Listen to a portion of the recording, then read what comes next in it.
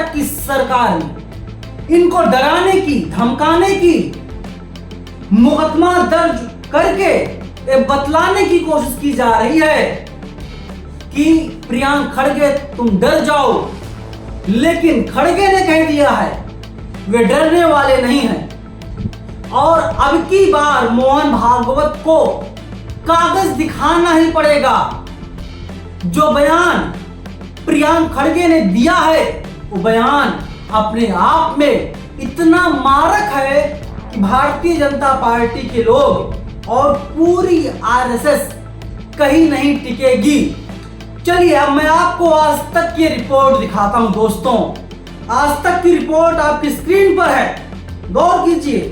Court के समन के बाद बोले प्रियंक खड़गे डरने की जरूरत नहीं है। आरएसएस रजिस्ट्रेशन की मांग को दोहरा दिया है। खबर में आगे क्या है उसे भी देखिए। कर्नाटक के गृह मंत्री प्रियंक खड़गे ने आरएसएस के रजिस्ट्रेशन विवाद को लेकर दर्ज मानहानि के मामले में कानूनी तरीके से लड़ाई लड़ने की बात कही है। खड़गे ने कहा कि वे दबाव बनाने की कोशिश लगातार कर रहे हैं, लेकिन हम लोग सामना करेंगे और कानून का पालन भी करेंगे।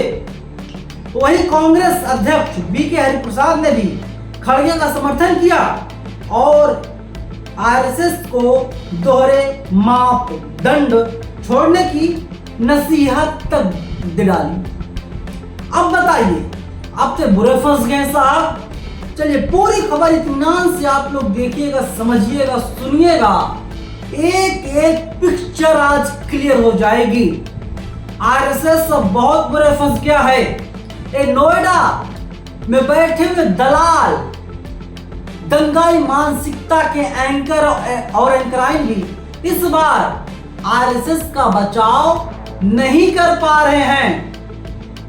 इनकी जो गर्दन है वो भी फंस गई है फंदे में। चलिए खबर में आगे दोस्तों है। कर्नाटक के गृह मंत्री प्रियंक खड़गे ने आरएसएस के रजिस्ट्रेशन विवाद को लेकर खुद पर दर्ज मानहानि के मामले में बड़ा बयान दिया। खड़गे ने दावा किया कि संविधान और कानून उनके पक्ष में है, इसलिए डरने की कोई बात नहीं। उन्होंने कहा कि वो इस मानहानि मामले को कानूनी तरीके से लड़ेंगे। दरअसल बेंगलोर की एक अदालत ने इस शिकायत पर संज्ञान लेते हुए प्रियंक खड़गे को समन जारी किया था। इसमें आरोप लगाया गया कि खड़गे और कर्नाटक यूथ कांग्रेस के पूर्व अध्यक्ष मोहम्मद हारिस नलपाड ने आरएसएस के खिलाफ विवादित टिप्पणियां की थी। ऐसे में कोर्ट ने दोनों नेताओं को 21 जुलाई 2026 को अदालत के सामने पेश होने का आदेश दिया है। शनिवार को कोर्ट ने आरएसएस सदस्य तेजस ए की निजी शिकायत पर निर्देश दिया है। समन जारी होने के बाद, खबर में आगे दोस्तों, समन जारी होने के बाद पत्रकारों से बात करते हुए गृह मंत्री प्रियंक खड़गे ने कहा कि हम कानून का पालन करेंगे। हमारा सबसे पहला कर्तव्य अदालत के जारी किए गए किसी भी आदेश का पालन करना है। जो भी हो हम कानूनी तरीके से लड़ाई लड़ेंगे। हमने वो भी सवाल लापरवाही या गैर जिम्मेदार तरीके से नहीं पूछे थे। खड़गे ने अंदेशा जताया कि उन पर दबाव बनाने की कोशिशें की जाएंगी। वो हर मुमकिन तरीके से दबाव बनाने की कोशिश करेंगे। हम इसका जवाब देंगे।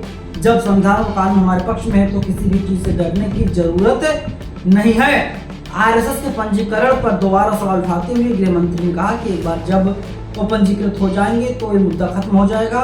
ये उन सभी लोगों पर रोक लगा देगा जो बिना सोचे समझे बयान देते फिरते हैं। दुनिया का सबसे बड़ा संगठन अभी तक पंजीकृत क्यों नहीं है? इसका डोनेशन कहाँ से आ रहा है? खातों का रखरखाव कौन कर रहा है? इससे किसे फायदा हो रहा है, किसे नुकसान हो रहा है? ये सब सामने आ जाना चाहिए।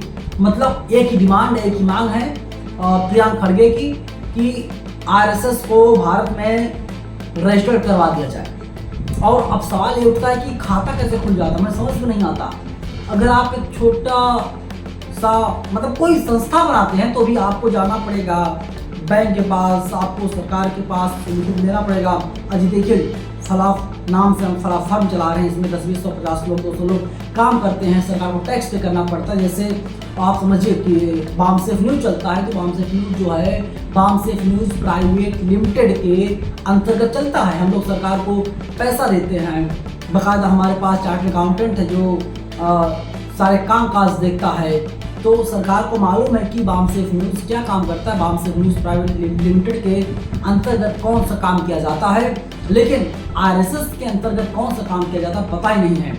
और जबकि तमाम लोग मानते हैं कि यहाँ तक प्रियंका खड़गे मानते हैं कि आरएसएस जो है एक आतंकवादी संगठन है। इसका दावा है कि इसके पास लाखों की संख्या में सैनिक हैं, लाखों की संख्या में, करोड़ों संख्या में लोग हैं और ये कुछ घंटों में अपने लोगों को तैयार कर सकता है, सीमा पर भेज सकता है। ना जाने क्या क्या दावे किए जाते रहते हैं आरएसएस की तरफ से।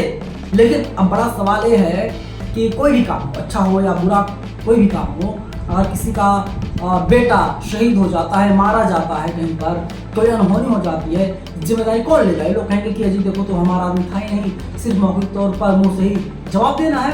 अब आप नाज़िया इलाही खान को देख लीजिए, नाज़िया इलाही खान के ऊपर लगातार मुकदमे पर मुकदमे दर्ज किए जा रहे हैं। लेकिन अब नाज़िया इलाही खान को लेकर खबर है कि भारतीय जनता पार्टी का जो अल्पसंख्यक मोर्चा है, उसके जो राष्ट्रीय अध्यक्ष हैं, उनका दावा है कि उन्होंने सभी प्रदेशों के प्रदेश अध्यक्ष से बातचीत कर ली। अल्पसंख्यक मोर्चा के कहीं पर मतलब कोई एविडेंस नहीं मिला कि भाजपा की ये मेंबर है, भाजपा के लिए काम करती है नाज़िया इलाही खान। मतलब जब पूरे फंस गई, जब गर्दन पर चाकू रख दिया गया तो भाजपा ने अपना जो है कि पल्ला झाड़ लिया। तो यहाँ पर भी ऐसा हो सकता है, आरएसएस वाले ऐसा कर सकते हैं। और पता चलना चाहिए कि संगठन कब बना, कौन मालिक है, अभी कौन चला रहा है, किसके डायरेक्शन में संस्था को चलाया जा रहा है, मेजरमेंट क्या है, दलित पिछड़े आदिवासी अब तक जो है कोई इसका राष्ट्रीय अध्यक्ष हो या जिस पद पर मोहन भागवत हैं, सरसंघ क्या है, सर संघ चालक करके क्या कुछ ऐसे है, वही शायद मोहन भागवत वही हैं। तो भाई पता होना चाहिए कि कौन माई बाप है, कौन है इसका जिम्मेदार, और मोहन भागवत को किस कानून के तहत सिक्योरिटी दी गई है।